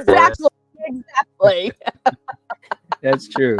Hey, we got Not Earl in the chat saying Resurrection doesn't exist. There you go. Gina saying Trick or Treat. Then the whole cast except for Busta being the cream. There you go. Oh man. Yeah, I think personally, you know, she wasn't a great character. She had a couple of moments, but you know, like you said, everybody was just so over the top. And it's funny because she was very kind of just wooden, you know what I mean, in general. You know, she had that one scream she did, but that's about all the excitement we got out of her. And at the end of the movie, you know, like you said, she had to been saved by Busta Rhymes. So I think she's got to be at shot him 6 times personally. Yeah, I think so. Yeah. All right, that's where we're gonna go. Okay. And by the way, for the chat, if you guys haven't hit the like button, please do. Helps to support the stream and the channel to get it out to other folks. Board is saying that Katie Sackhoff should have been the final girl. What? it's just because he's got a big thing for Katie Sackhoff. Just ignore Board. He's letting his hormones run away. Hey, look, Board. Let me just tell you, I absolutely love Katie Sackhoff as well. But the character she had in this movie, I mean, don't get me wrong, she definitely had more energy. So in that sense, yeah, she should have been the final girl. But she definitely wasn't winning any roses as a character in this movie. She was so cringy. You know, there's a video out on YouTube where Katie is watching her performance of Resurrection. And, that's awesome. And cracking on herself. It's a really cool one. So Board, you I gotta love check when it out. actors do that. Shows they've got a good sense of humor. Yeah. Well, you know, again, it was her early in her career. You know, she's doing what she was asked to do. You know, it was a job. So that's the thing that sometimes we have to remember, and it's hard to separate from. Yes. They're basically doing what's asked of them from the script. You know, they didn't write the script. Now, Jamie saying, I love to watch Resurrection when I am sick with a cold. The complete ridiculousness is so entertaining. That is true. It can veer into so bad it's good in some places. Other places it's ridiculous. Yeah. Board saying yes, but if she was the final girl, the character would have been different. Perhaps. True. Perhaps. Yeah, no doubt. I mean, she's a great actress. I love her. I loved her in Battlestar Galactica. I loved her in Oculus. I mean, she's just so talented, and obviously Star Wars. I mean, she's just really, really amazing. Okay, speaking of amazing, next up, we've got Halloween 4 Loomis. Halloween 4 Loomis. Now, this isn't the totally unhinged Loomis. This is the Loomis that is like, I am sick of this shit. I'm going to find this mother and I'm going to take him out no matter what. Even if a kid stands in my way at the end of this movie, I'm going all the way. What do you think about Loomis in 4? Oh, look, always love Loomis. I think this is another good Loomis. Like you said, this dude, he's had it. He's like, dude, I just want to retire. I want to go out in the country and write a book and relax. I don't want to be chasing around Michael Myers anymore. Come on. He's like, it's been 10 years, man. I've had it. He's like the guy from, is it Lethal Weapon or something? I'm too old for this shit. That's what Loomis is thinking in this movie. That's right. And of course, like we say, at the end, he gives that great hammy performance. He really sells the kind of moment. I'm putting him in cream. He's Loomis. He's, with very few exceptions, he tends to sit in the cream. So I think he's going to go all the way up there. All right. Well, let's see what we got in the chat. Val, thank you for reminding people to check out the homepage of the channel and definitely hit the like button for upcoming streams. I usually try to have the streams up in advance, and especially for all of you guys that are members, that would be fantastic to have upcoming streams already having the like button hit. All right. Board now is going with Audrey. Wow. Oh, wow. Okay. Melissa going with the cream. Let's see. Jeff says Loomis is the cream. Let's see. Mr. Rick says Macho Man Randy Loomis. That was good. I like Love that. it. That was good. T. Parker saying any Dr. Loomis played by Donald Pleasance is the cream, and there's no debate. All right. Well, it depends SSH, on whether he's using a child as a human shield. well, that's true too. That is true. He will do what it takes, man. SSH going with Blackest Eyes. All right. Okay. Jamie saying Loomis is the cream. Okay. Gina saying cream. He was tired and needed a drink. Yeah, he did. Him and the preacher, really man. Did. I love that scene with the preacher, man. Him and the preacher dude just swigging away as they're driving along. Yeah, we'll go down to the river. Beautiful. Anyways, we got Russell coming in with a $5 super chat. Thank you so much, Russell. Much appreciated, man. Thank you so much for doing that, and also when you gifted the other night, I really appreciate that. That doesn't go unnoticed.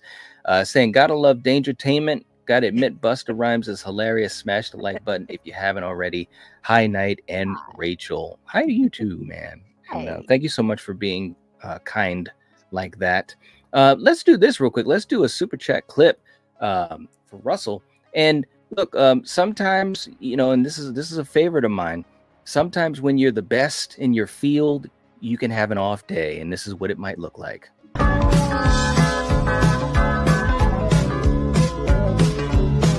Budweiser, you created a monster, and they call him Frankenstein.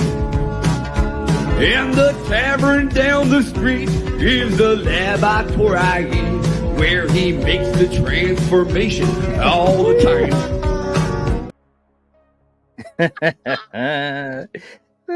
Hey, listen. You guys in the chat, let me do this right now. I don't know why I didn't do it. Oh, they did it. Val, you did it. Val beat me to the punch. If you guys have it. No, actually, no. Maybe she didn't. Let me see. Hold on. We've got a new emoji for you guys, man. And awesome. It is Sly doing his little shindig right there. Look at that. There he is. Throw some emojis there, man. Russell, thank you so much, man. We appreciate you.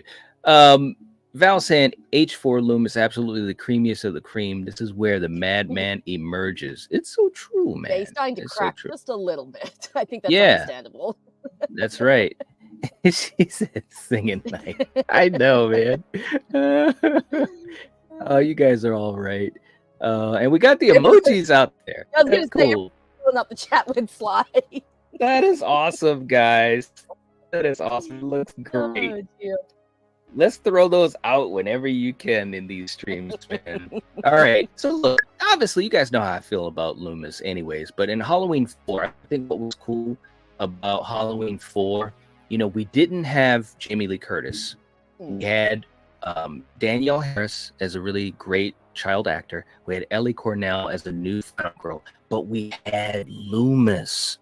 And Loomis, it was cool because he was able to be front and center as he's hunting Michael. He's Van Helsing, okay? Yes. And he was able to be front and center and really, really move the story along. And I loved it. I really did. So I think he's definitely got to go to the cream. He's got to go to the cream, no doubt.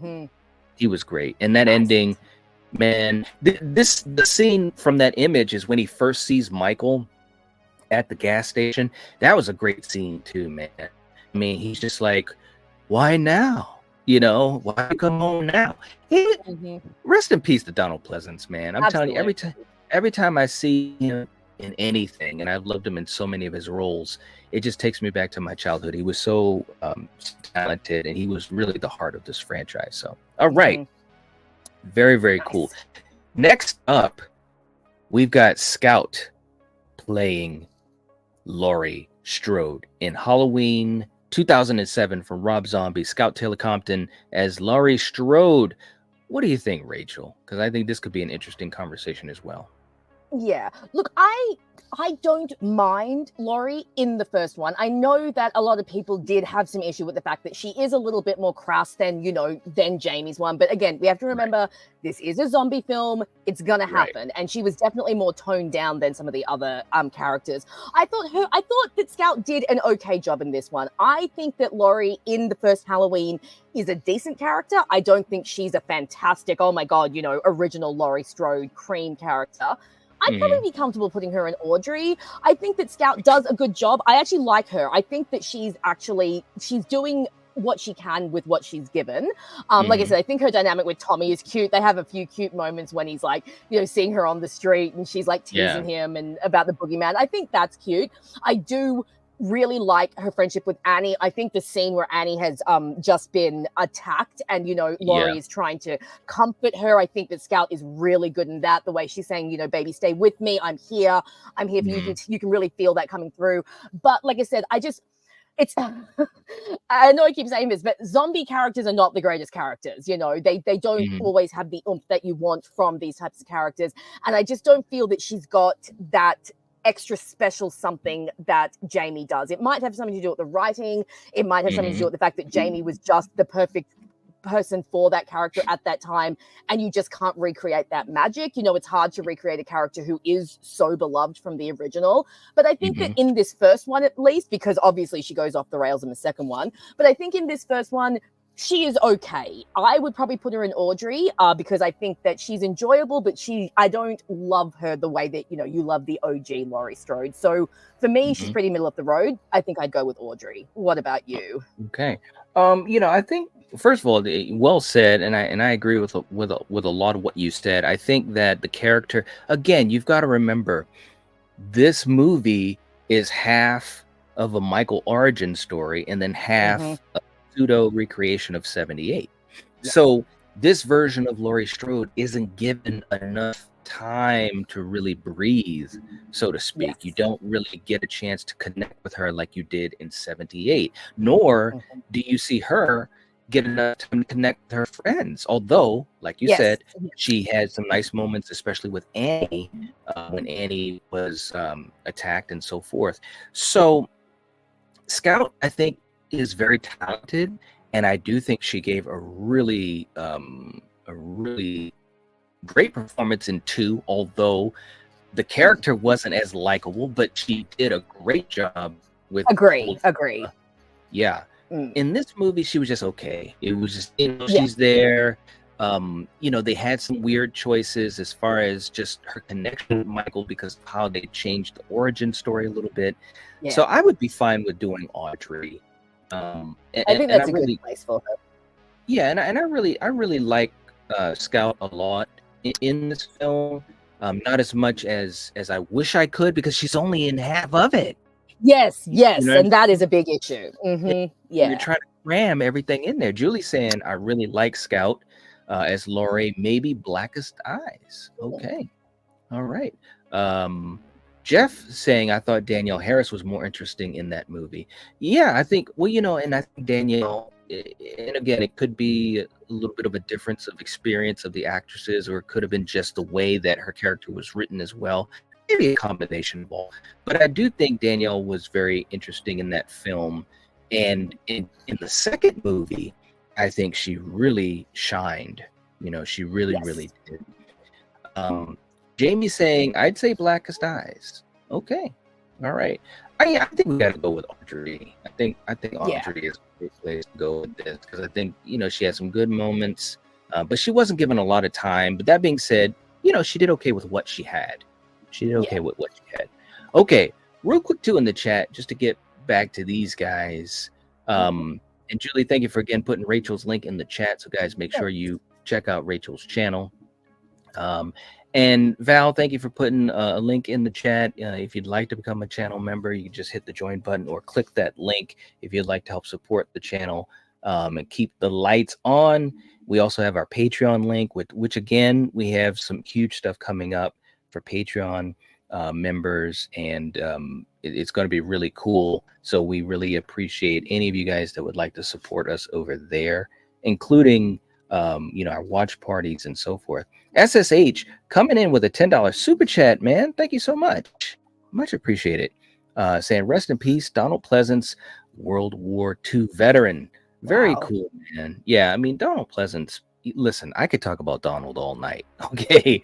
That's just how much of a fan I am of him, and just the way he portrayed characters, his charisma, just his energy. He was just so captivating as a kid.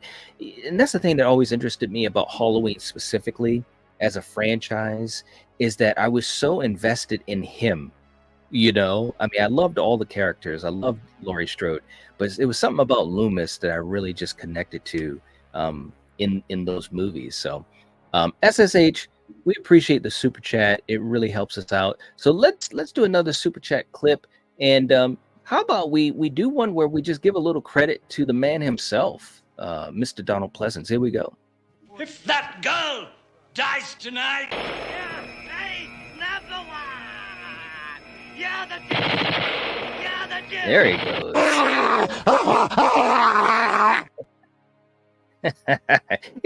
Loomis is like, I'm tired of this shit. And starts just shooting up everybody. Oh, Lord. Oh dear. Man. Too funny. Thank you so much, SSH. We appreciate you, man. Seriously.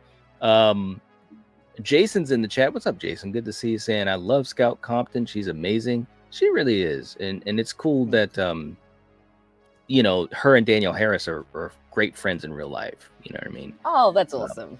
Yeah. We got Danielle in the chat. I know Val is not a fan of the zombie movies. Danielle is, though. She says Rob Zombie's Halloween rules. There you go. So this is what's always interesting, is to get all the different takes. Absolutely. Yeah. Yep. Absolutely. And Gina's putting in the Loomis emojis. I love it. You guys know what's up. That's cool.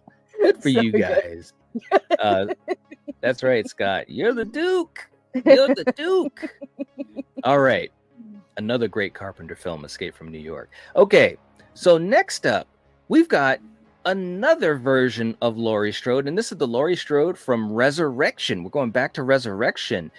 Rachel, I'll let you start off with this, because I'm probably going to have some ranting going on. What do you think about Laurie in Resurrection? I feel like that Godfather meme, that look how they massacred my boy. That's what I feel like when I watch it. Look what they did to my girl. Right. Oh my goodness. Look, Resurrection. Oh my God. Every time we come back to this movie, it's going to be a whole rant thing. Laurie Strode in Halloween Resurrection is not even a character. She's a plot device. She's a gimmick. She's literally only there because they basically forced poor Jamie into doing the movie.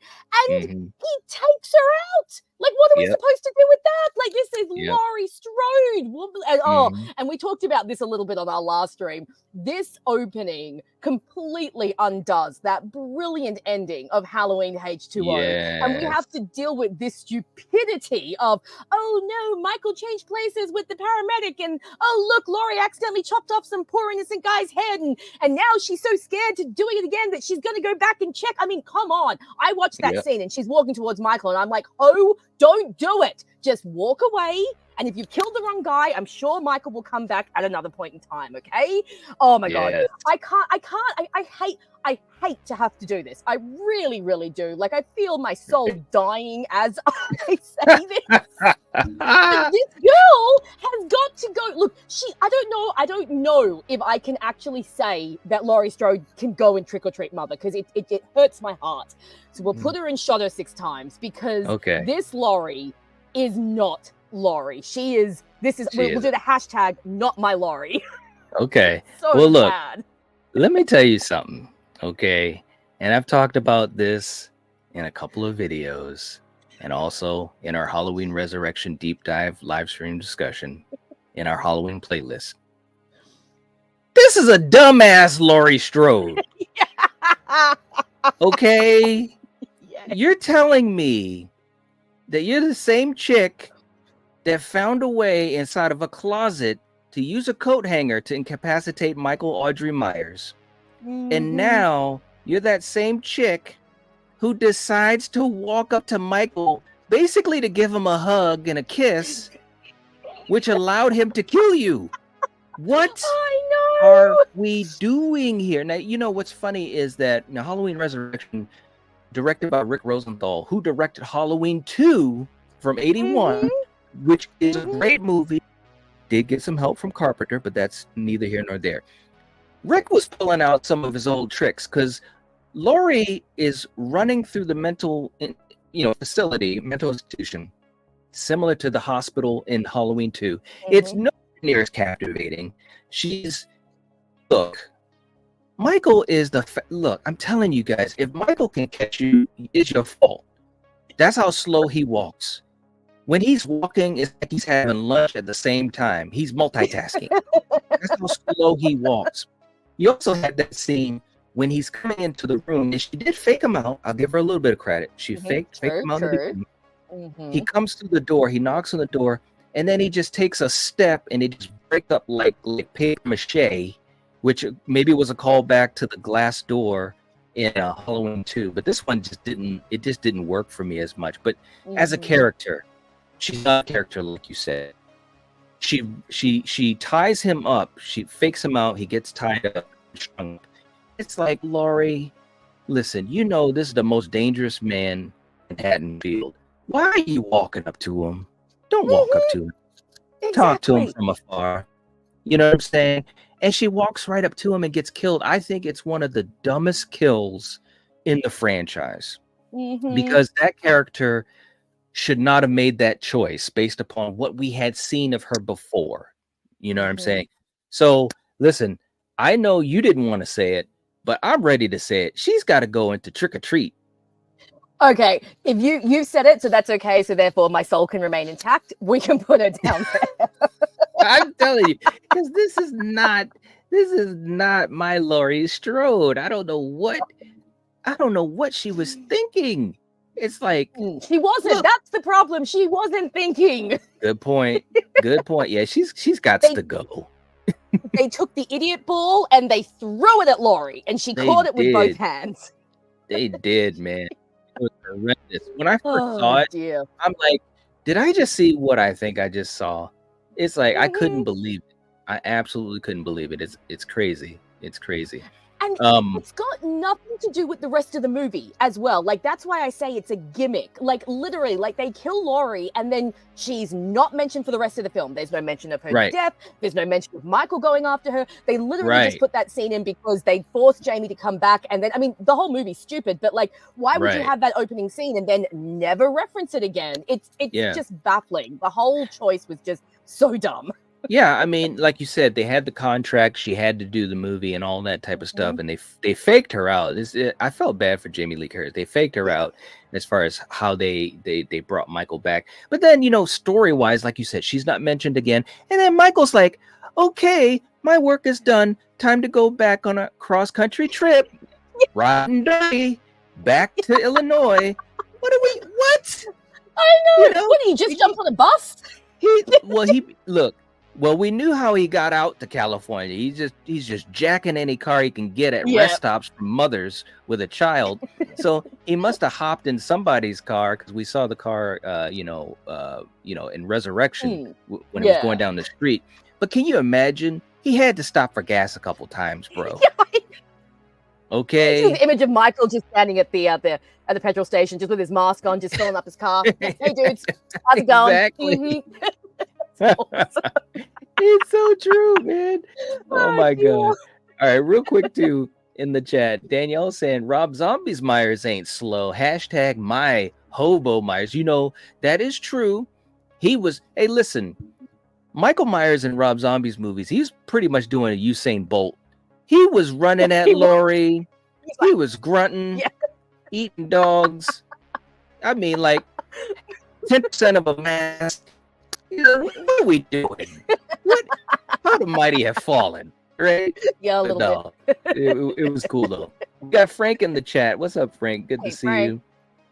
We got Doom Turkey in the chat. What's going on? Saying Burger King Myers. There you go. Jeff, you're right. Saying, yeah, that was dumb. Why would you walk up to Michael Myers? You got him tied up. That's your opportunity to run. I know.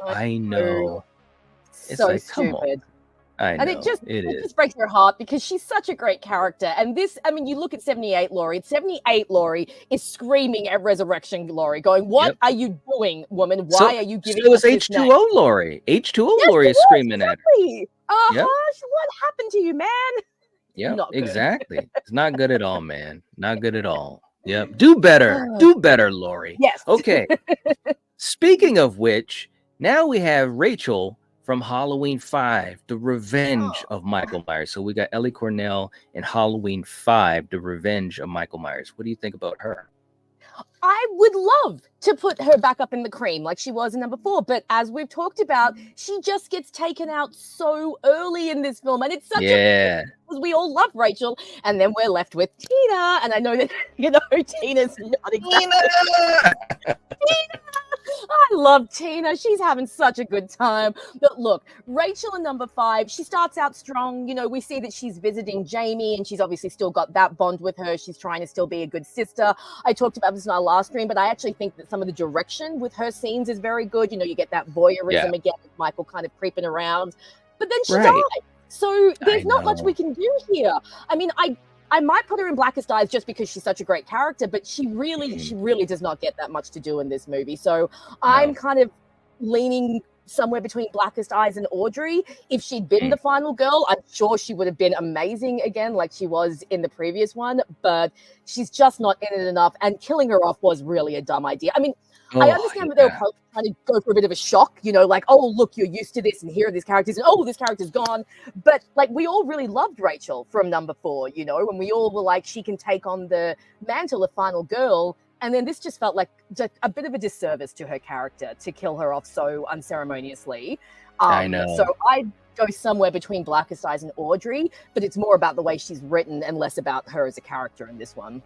Yeah, I think the issue I have, all the things you said ring true, and it was just an odd take for the character, like obviously in Steels, if a character carries over, you might see some changes, and that's just how it is. It's different writers, it's usually maybe a couple years later, and things just change, right?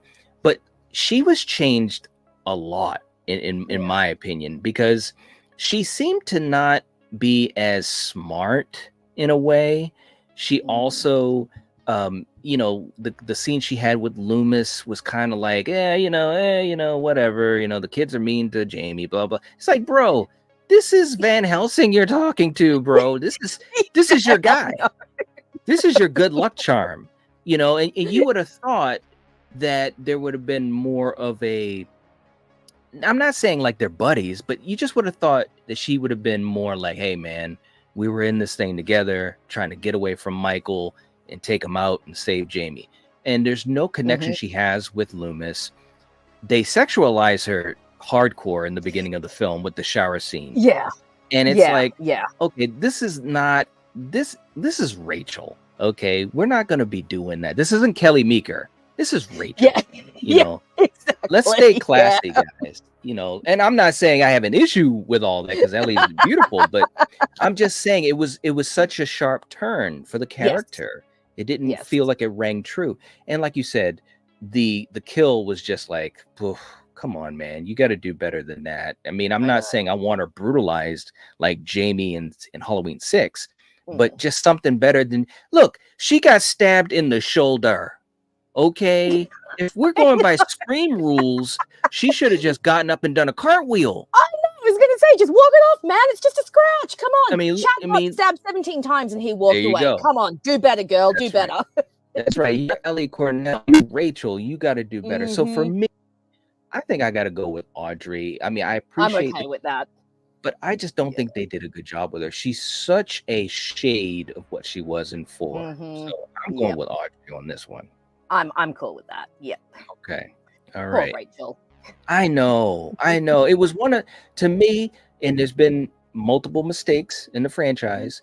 This is one of the bigger mistakes. Agree. You know, definitely. Because 5, although I enjoy 5, you know, and a lot of that is because of Loomis, but it could have been close to that same level of 4 if they kept Rachel, kept her as the character she was, and her and Jamie is basically round 2. And I know some people might have an issue with that because they'll say, well, we already saw that in 4. But they could have done some interesting things in 5 to make it a little fresh, you know, and have these 2 sisters facing off against Michael again, you know. So, all right. Now, real quick in the chat, as we start to get ready to wind down here.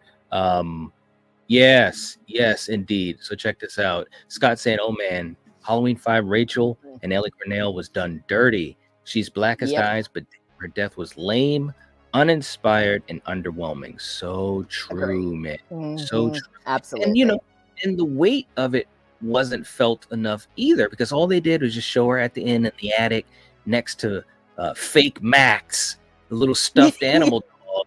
It's like, guys, can we put some money into this production, please? Yep. Please? Like, this is Halloween, bro. This is like a top tier franchise. Come on, man. Do better. Danielle said, I pretty much only know 3 names from Halloween: Laurie, Mikey, and Loomis. So not much I can vote on. Well, Danielle, this is the place where you could learn so much about Halloween because we absolutely talk about it so much. Oh man. T. Parker saying, if I survived a murder spree, but the killer's body isn't found, and a year later my dog is barking like crazy, I'm running like I'm being chased by Satan. See, that's what I'm talking about. Absolutely. That's what I'm talking about. That's why you're surviving the horror movie, dude. Yep, that is why. Julie's like, oh man. I know, it's true. Oh. Jamie saying, who we talking about now? I had to go feed the cats. We just gave Halloween 5's Rachel Audrey because we just felt like the character was such a shade of what she was in Halloween 4. You know, it's just crazy. All right, so let's do this real quick too. I want to make sure we got a bunch of new people in the chat too. I want to give a shout out to all of our channel members and our Patreon members. Again, you guys rock and have really made a big difference in this channel. When I say truly, it helps keep this channel going at the level that it does with our streams and so forth. I really mean it. So let's take a second to give you guys a shout out. Here we go.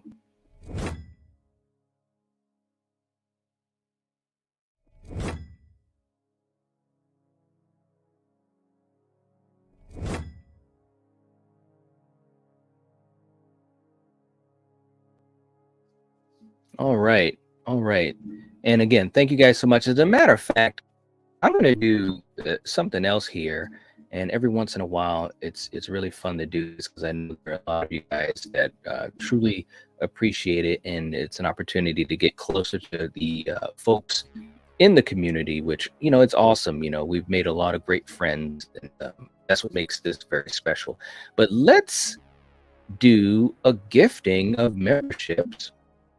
Oh. And hopefully it'll go to some folks that really want to get one. That's amazing. Yay. Yeah. Wow. All right. So we got some gifted memberships given out. Looks like DJ got one back in the fold. Theo, Ben, very cool. And I know you'll really enjoy that as well. Corey's back. Coriander. She's going to be like, what? Why? She already was. Anthony is back with us too. So very cool. Very, very cool. Thank you guys so much. All right. Let's keep on going here. Julie's like, woohoo. Yeah. You know, we definitely appreciate you guys. And again, we're just trying to continue to grow the community, which is important because it helps us to have a better reach. It helps us to do more streams. And we really do have some really fun things planned for this summer. And it's a lot of exclusive stuff, which takes, it takes a lot of time to do that. But because we have the support from you guys, we're going to be able to do a lot of fun exclusive stuff. And it's going to be fun. It's going to be a lot of fun. Hey. Oh, wow. Look at Jeff. Jeff came in. Oh, can I look? Thanks, man. Awesome. I appreciate that. It's very kind of you. Jeff does that quite often. And it is very kind. And it's really helping to grow this community and bringing in other folks, hopefully. That's always the hope. We have more folks coming in, more fun, more panel get-togethers and special events. So, Jeff, thank you so much. Looks like Wild Guys is back with us, movie chat and more. Happy Sanjo is back. Donnie and Mary. And Mary, I know, will definitely be appreciative of that, Jeff. So very kind of you. We appreciate it. Seriously, it really makes a difference and really helps us do what we do here. So thank you. Okay, let's go through a couple more as we wind down here. We got Michael Myers from the Curse of Michael Myers. So we've got the heavy himself working for the mob. He's doing what he has to do, breaking thumbs, breaking knees, whatever he has to do, Rachel. What does Michael from Halloween 6 get? I mean, is he even Michael at this point? He's basically just a puppet at this point, isn't he? The thought right? of like just sitting in the driver's seat going, all right, dude, let's go here, let's go there. Michael's just flailing around trying to catch a baby, which apparently he can't even catch a baby in this one. So it's like, come on, dude, why are we being so ineffective? And then like I said on the last stream, it's bad enough when you're taken out by Busta Rhymes, but when you're taken out by nicest guy alive, Paul Rudd, that really, really diminishes your scariness. So I think we're shooting Michael 6 times in this one because he just ain't that scary in this one. It's a bit of a pity, really. Yeah. He has some moments where, and again, rest in peace to George P. Wilbur, portraying him for the second time. But, he has moments like when he gets the stepdad down in the basement. That was a great scene. Yes. When he gets the nurse in the beginning, while they were walking down the longest hallway of all time. However, he caught up to her. Again, it was her fault, but that was a cool little homage to the Bob kill. Obviously, he was brutal against his niece. That was ridiculous. So he had some moments, but again, he was a puppet, and I agree with you. The way, look, he was controlled by stones. Okay, like it would have been better off if they just controlled them by food, some donuts or something. It's like, no, it was stones, runes. Why? So I agree. We got to put him at shot him 6 times. Yeah. It's not the worst version that we could have gotten, but storyline is what hampered him. You know what I'm saying? And I didn't really too many missteps. Jeff saying, I think he's very vicious. I would give him the blackest eyes. Be honest, and this is the 3rd best mask after the original in 2018. The mask actually wasn't bad.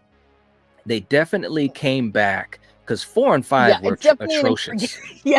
Oh my god, I think the 5 mask is possibly the worst one. That witchy, chucky hair looking pointed alien Nicolas Cage. No, Jeff is not Richard. Jeff is not wrong. This mask definitely levels up again, but number 5, so bad. The mask was good and he was vicious. I think that, well, you know what? Now Jeff's got me thinking now. Maybe he could go to Audrey because the mask. Yeah, maybe. the mask did level up from 4 and 5, and actually, I think that mask is better than Resurrection, and I even would take it over H2O. That's a good point. And like you said, he does get some brutal kills in this, which he does. Always good. So maybe Audrey, but I don't think we can go higher than that. Yeah, I agree. And Gina saying Audrey too. Paula saying Audrey. Yeah, I think we could go to Audrey. Yeah. Okay. All right. Super Tenor's in the chat too. What's up, Super Tenor? Good to see you. Okay, let's go with Audrey. Boom.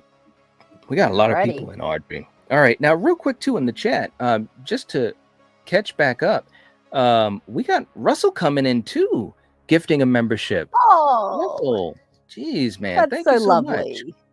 much. Listen, Russell, you've been here for a long time, and being able to show this type of support now is wow, this is just really cool. I just feel like we just want to thank you because you're with us so much in streams, and now helping to give other people a chance to become part of the community is awesome. It looks like it went to Mario. So Mario, when you get a chance, give a shout out and some love to Russell Dorsey, man. Russell, thank you so much. We appreciate it. Much love, Mel. Much love. All right. Let's see. Who do we have next on this list? Ooh, this is going to be a fun one. We've got Dr. Sartain. Sartain himself from Halloween 2018. The protege of Loomis. This is going to be fun. What do you think, Rachel? Dr. Sartain. Dr. Shitstain, more like it. I do not like this dude at all.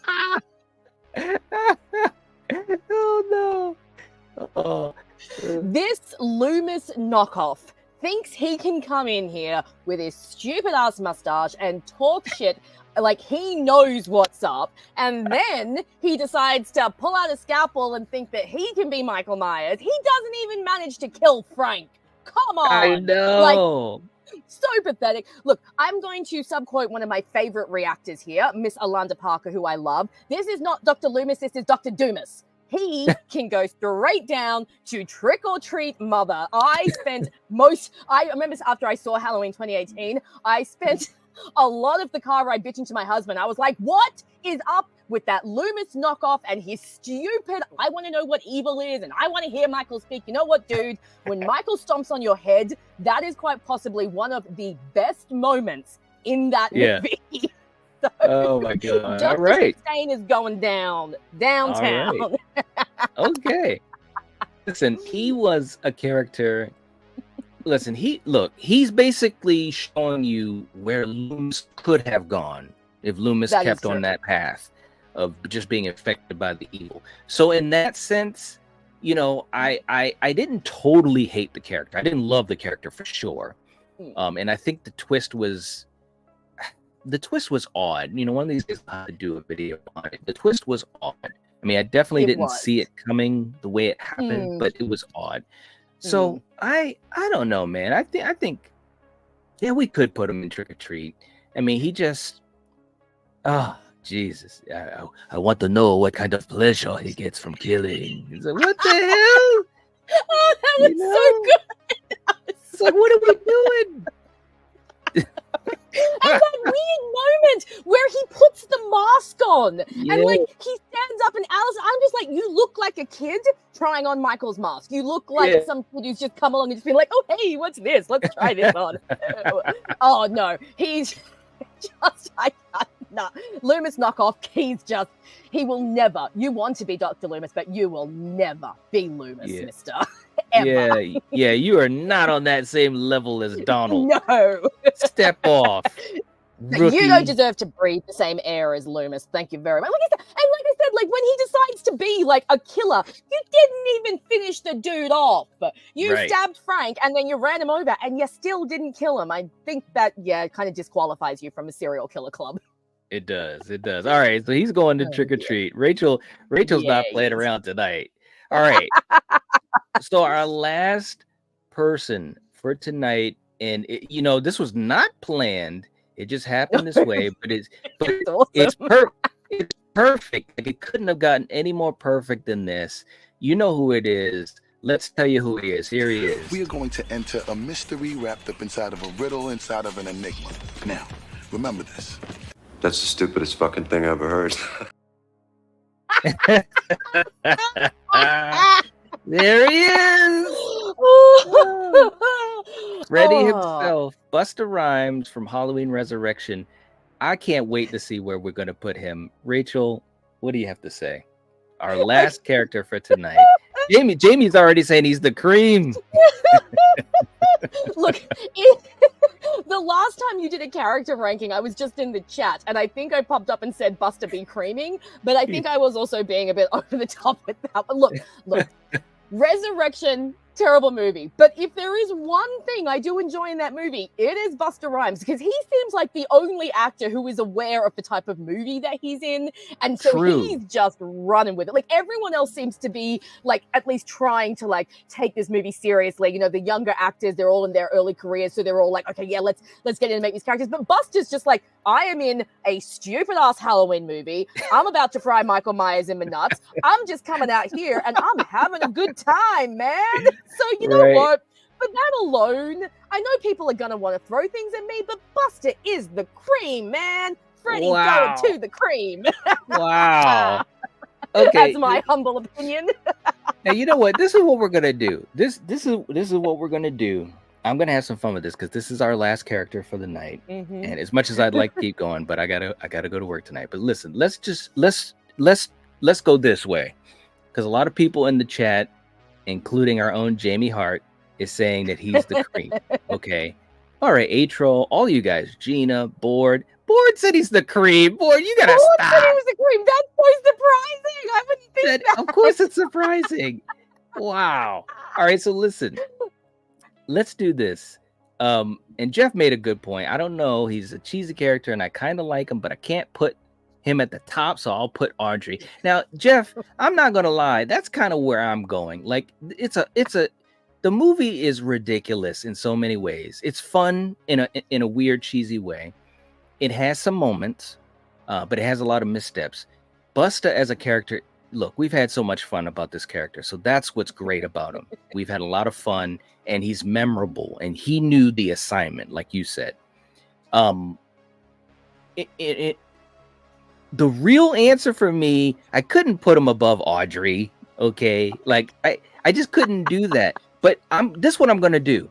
I'm gonna go with the chat, because the chat is basically saying cream. Okay, I'm gonna put him at the cream, but we are going to revisit this tier list again. We're gonna try to finish it up, or at least get mostly done with it. But this is what I'm gonna do, guys. Tomorrow, I might even put it up tonight, or I might do two, because I know some of you guys might remember it now and forget it tomorrow. I'm going to put a poll up for channel members and also for Patreon members, and I'm going to ask you guys, where does he need to be? Like, where he honestly needs to be. And we're going to see if it's cream or not. So check the community tab. I'm going to do it tonight, and I might do a second one tomorrow, just to catch the folks that aren't here in the live chat tonight. So pay attention to the community tab. I'm going to put a poll up saying, where does Busta Rhymes need to be? Is it the cream? Is it Audrey? Is it so forth and so forth? Okay.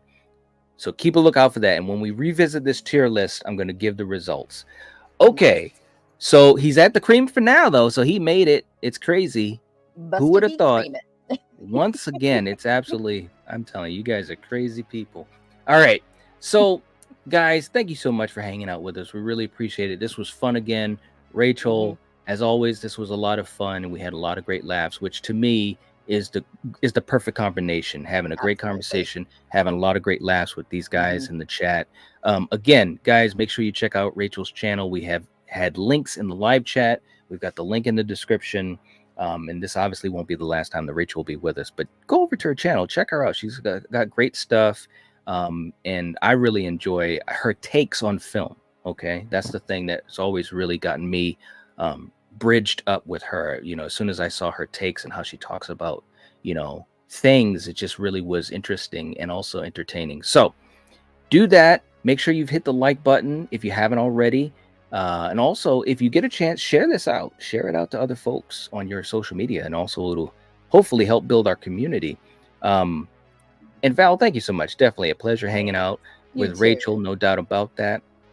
No doubt at all. So, guys, we will catch you next time, which will be tomorrow night for Battle World. We got the title fight, Leatherface versus Jason, and it's going to be a fun conversation because they're both divisive films. So get yourselves ready for tomorrow night at 8 p.m. Eastern Standard Time. So we will catch you guys later. If you're watching this, if you're listening to this, you are the Night Watch. Peace.